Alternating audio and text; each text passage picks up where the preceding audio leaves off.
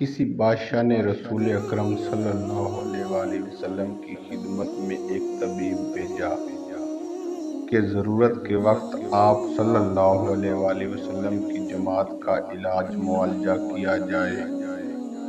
طبیب مدتوں مدینے میں حاضر رہا، مگر کسی شخص نے اس سے علاج کے لیے رجوع نہ کیا۔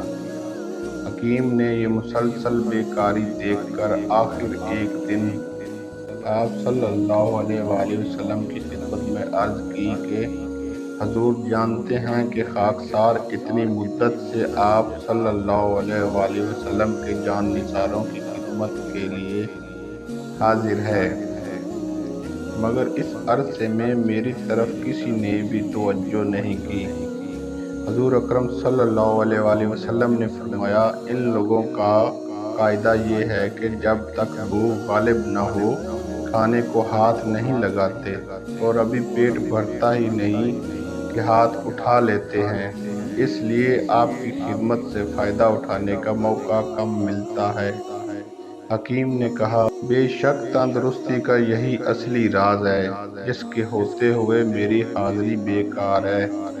اس کے بعد حکیم نے آداب بجا لا کر وطن کی راہ لی۔